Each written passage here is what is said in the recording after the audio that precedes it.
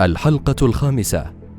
لم تكن المواجهات الطائشة بمفاهيمها المتطرفة حاسمة لأي قضية، فضلا عن التصرفات الإرهابية الإجرامية، وسنة الله تعالى ماضية في استئصال كل من تحداها.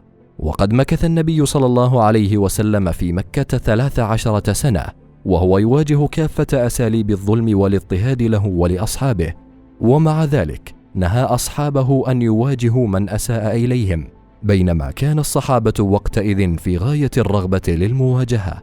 وفي هذا نزل قول الله تعالى: ألم تر إلى الذين قيل لهم كفوا أيديكم وأقيموا الصلاة وآتوا الزكاة، فمنعهم الله تعالى من ذلك، وطلب منهم تغليب الصبر وخيار المسالمة مع ما لقوه من أذى شديد.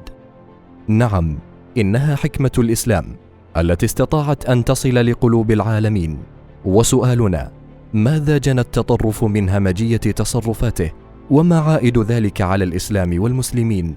منذ زمن النبي صلى الله عليه وسلم والمسلمون يقدمون رسالة الإسلام في رؤية حضارية سامقة تألفها النفوس وتحترمها العقول، فكانت محل القبول والتفهم والاحترام.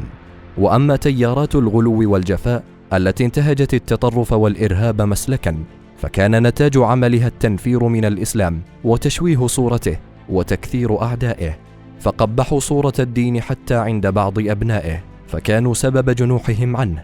وصدق فيهم قوله صلى الله عليه وسلم: يا أيها الناس إن منكم منفرين.